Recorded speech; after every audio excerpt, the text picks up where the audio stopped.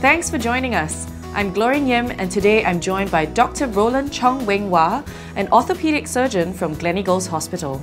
Dr. Chong teaches us how not to let shoulder pain affect our game.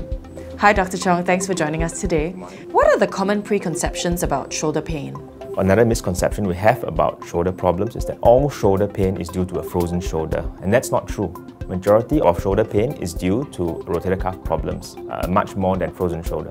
What are the most common injuries associated with shoulder pain? The most common injuries will be mainly three. One is due to rotator cuff problems, next is due to a labrum problem from a dislocation, for example, and lastly from a frozen shoulder.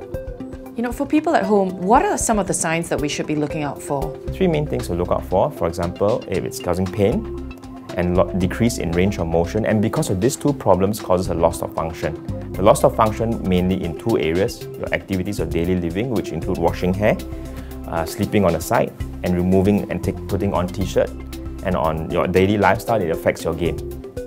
What are some of the treatment options? Treatment modalities always come to three areas. One is a non-operative management, where we will consider physiotherapy and medication. Next comes injections, and lastly, as a last resort, we will then consider surgery.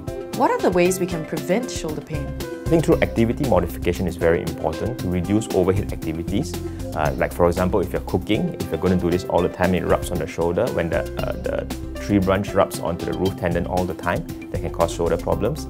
Hanging clothes is always another issue too. If you're going to the gym, I often tell gym guys to actually keep the ego at home. It's not about how much weight you can carry, but also about lowering your limits. Now that I've heard so much about shoulder pain, I feel like I should get myself checked out. Absolutely, let's go. So here I am, ready for my shoulder test. Dr. Chong, over to you. Any pain here? No. Step as much as you possibly can, slowly, all the way to the back like this. Any pain like this? No. So what's the verdict, doctor? I think your shoulder is pretty good, it's not a problem at all. Awesome! Thank you, Dr. Chong, for sharing with us on shoulder pain and its treatments. I think we can all agree it's been very, very insightful.